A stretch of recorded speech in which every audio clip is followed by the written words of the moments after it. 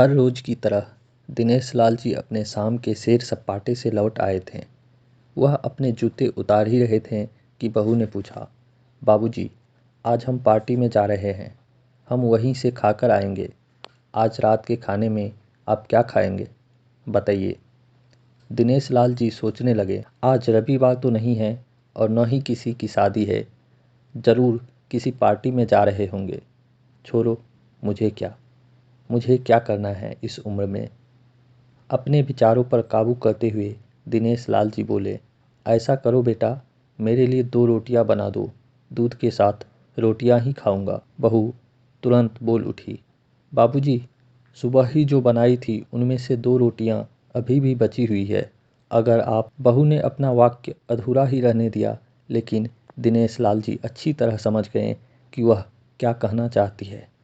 सुबह की रोटियां खाई तो गैस हो जाएगा। सुबह भी बहू ने मसाले वाली सब्जी ही बनाई थी, जिसके चलते अभी तक खट्टी डकारे आ रहे हैं, और इस उम्र में पेट को संभालना मतलब किसी बिगड़े हुए बच्चे के संभालने से ज़्यादा कठिन काम। बाबूजी बहू से बोले, नहीं बेटा, इस उम्र में सुबह की रोटियां नहीं खा सकता। तुम्हें थोड़ी तकलीफ होगी, लेकिन मेरे लिए 2 ताज़ी रोटी बना दो। बहू को बहुत गुस्सा आया। वो गुस्से में ही बड़बड़ाते हुए उठी, अब 2 रोटियां बनाओ या 10, काम तो उतना ही बढ़ेगा। आटा गूंदो, रोटियां बनाओ, किचन और बर्तन साफ करो। इन्हें क्या है, इन्हें सिर्फ ऑर्डर देना है, काम तो मुझे करना पड़ता है ना। बस दिन रात इनकी ही सेवा करते रहो। बहू के बोल दिनेश लाल के कानों पर पड़ रहे थे। हे भगवान, सिर्फ 2 रोटियां बनाने में इतनी तकलीफ। मैंने कोई 5 पकवान तो मांगे नहीं थे। उन्हें बहुत गुस्सा आ गया, लेकिन गुस्सा वहाँ किया जाता है जहाँ कोई सुनने वाला हो। उन्होंने अपना गुस्सा निगल गया। अब तो उन्हें जितनी जल्दी गुस्सा आता था, उससे जल्दी चला भी जाता था। दिनेश लाल जी को अपनी पत्नी की बहुत याद आई। निर्मला के जीते जी उन पर कभी बासी रोटी खाने की नौबत नहीं आई थी। उल्टा खाने में 10 चीज़ें और मिल जाती थी। खाने के साथ मीठा, पापड़, अचार, दही, छाछ, सलाद और पता नहीं क्या क्या। दिनेश लाल जी को बहुत बुरा लग रहा था। रहने दो बहू, मैं सुबह की रोटी ही खा लूँगा, फिजूल में तुम्हें तकलीफ़ होगी, और वैसे भी तुम्हारे हाथों की रोटी बहुत मुलायम होती है, मुझे चलेगा। मेरी वजह से तुम लोगों को देर नहीं होनी चाहिए। बहू को तो सोने से पीला मिल गया। वह अपनी आवाज़ मीठी करते हुए बोली, बाबूजी, आप चाय लेंगे क्या? दिनेश लाल जी अपने चाय पीने की इच्छा को दबाते हुए बोले, वैसे कोई ख़ास इच्छा नहीं है चाय पीने की, मगर तुम अपने लिए बना रही हो तो मेरे लिए भी थोड़ी बना देना। हाँ बाबूजी, मैं अपने लिए बनाने वाली हूँ, आपके लिए भी बना देती हूँ, बोलकर बहू रसोई घर के अंदर चली गई। दिनेश लाल जी खुद से ही बातें करने लगे, अभी तो लाखों की जायदाद है मेरे पास, यह घर भी तो मेरे नाम पर है और खाते में भी लाखों रुपये पड़े हुए हैं।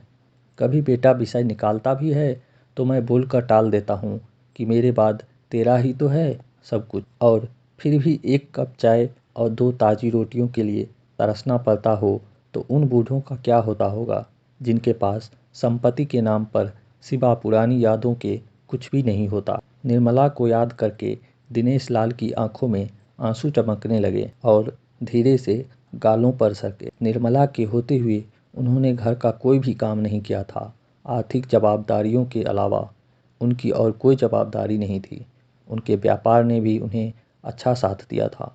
वह भी निर्मला से बहुत प्यार करते थे, लेकिन कभी जता नहीं पाते। वह यह सच्चे दिल से मानते थे कि निर्मला उनकी किसी पूर्व जन्मों के पुण्य का फल है, लेकिन जिंदगी की भागदौड़ में वह निर्मला की मन की इच्छाएं पूरी कर न सके। उन्हें वैष्णो देवी जाना था, लेकिन हर बार यह यात्रा अगले साल के लिए पोस्टपोन्ड हो जाती थी।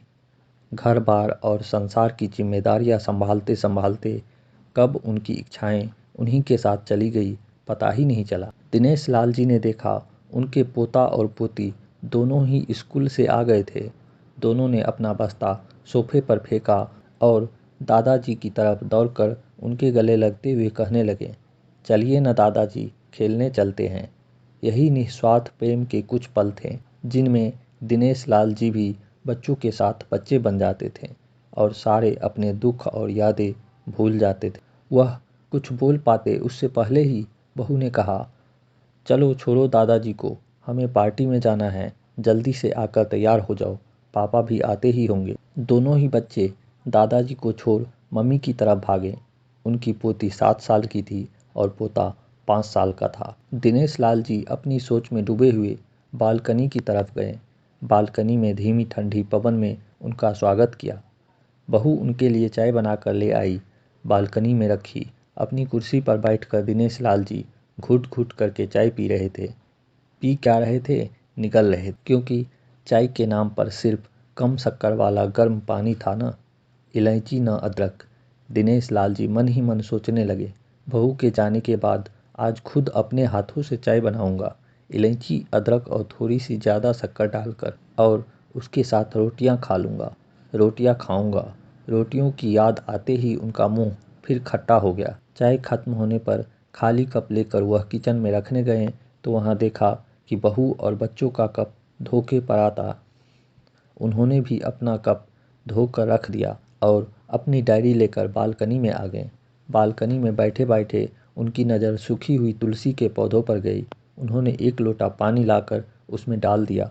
कुछ मिनटों बाद ध्यान से देखने पर उन्हें पता चला, सूखे हुए तुलसी के पौधों में नई कुपले जैसे मुस्कुरा रही हो। टुडे याद आया कि निर्मला हर सुबह तुलसी को पानी और शाम को दिया दिखाती थी। अब तो शाम को न तुलसी को न ही भगवान के मंदिर में दिया जलता है। पता नहीं कितने संस्कार, इतनी अच्छी आदतें निर्मला अपने साथ ले गई। दिनेश लाल आसमान की तरफ देखकर बोले, शकुंतला, मुझे और इस घर को अभी तुम्हारी ज़रूरत थी। तुम क्यों हमें छोड़कर चली गई? तुमने मुझे धोखा दिया। तुमने हमेशा साथ रहने का वचन तोड़ दिया। तुम मुझे अकेला छोड़कर चली गई। दिनेश लाल की आंखें भर आई। पापा, इतनी ठंडी हवाएं बह रही है और आप हैं कि बालकनी में बैठे हैं, अंदर आ जाइए, नहीं तो बीमार हो जाएंगे। बेटे ने दिनेश लाल जी से कहा। बेटा, बहू और पोता पोती सब तैयार होकर पार्टी के लिए निकल रहे थे, लेकिन किसी ने झूठ मूठ का भी मन रखने के लिए भी उनसे नहीं पूछा कि आप भी साथ चलिए। बाबा, आप खाना खाकर जल्दी सो जाइएगा, हमें आने में जरा देर हो जाएगी। ज़्यादा देर तक जागना आपकी सेहत के लिए अच्छा नहीं है। हमारे पास घर की दूसरी चाबी है, हमारी चिंता मत कीजिए, बेटे ने जाते हुए कहा। ऐसे बोल रहे हैं जैसे मेरी सेहत की बहुत फिक्र है। कितने दिनों से बोल रहा हूँ, डॉक्टर के पास ले चलो, बीपी बढ़ा हुआ है, शुगर भी चेक करवाना है। थोड़ा सा भी चलता हूँ तो हांफने लगता हूँ। बेटा कहता है कि बुढ़ापे में यह सब तो होता ही रहता है, ज़्यादा भ्रम मत पालिए। वाह बेटा, बूढ़े बाप के पास बैठने के लिए थोड़ा सा भी टाइम नहीं है तेरे पास, और पार्टी के लिए टाइम ही टाइम है। ऐसे अनगिनत विचार उनके दिमाग में चल रहे थे, लेकिन फिर भी उन्होंने हाँ में सिर हिलाया। सभी पार्टी में चले गए। दिनेश लाल जी हॉल में रखे कुर्सी पर आकर बैठे। खाना खाने की अभी कोई इच्छा थी नहीं, इसलिए टीवी चालू की। आज वैलेंटाइन डे था, प्यार का दिन, इसलिए टीवी पर भी उसी के बारे में दिखा रहे थे। दिनेश लाल जी की नज़र पास में रखे अपनी पत्नी की फ्रेम पर गई, जिसने लाल कलर की साड़ी पहन रखी थी। प्यार तो उन्होंने भी खूब किया था, निर्मला जी से पूरी जिंदगी किया था, जी जान से किया था, लेकिन कभी भूल नहीं पाए। टीवी पर दिखा रहे थे, लोगों ने लाल कपड़े में पहन रखे थे, हाथों में लाल फूलों के गुच्छे लेकर वह ग्रीटिंग कार्ड्स की खरीदी कर रहे थे। पता नहीं दिनेश लाल जी के मन में क्या आया, उन्होंने अपने पैसों का बंटवा लिया और निकल पड़े। निर्मला जी के याद में चलते चलते वो एक आइसक्रीम पार्लर के पास पहुँचे। उनको सांस चढ़ गया था, उनके सांसों की गति तेज हो गई थी। आइसक्रीम पार्लर के पास एक कुर्सी पर वह आकर बैठे, तभी वहाँ पर एक छोटी बच्ची आई जो गुब्बारे बेच रही थी। बच्ची बोली, दादाजी, गुब्बारे लोगे क्या? इतने ही बचे हैं, बिक जाएंगे तो जल्दी घर चली जाऊंगी। दिनेश लाल जी ने देखा, 10-12 रंग बिरंगे गुब्बारे थे। उन्हें याद आया कि निर्मला जी को भी गुब्बारे बहुत पसंद थे, लेकिन अब गुब्बारे लेकर क्या करूं? उन्हें बच्ची की आंखों में सच्चाई और आशा दिखी।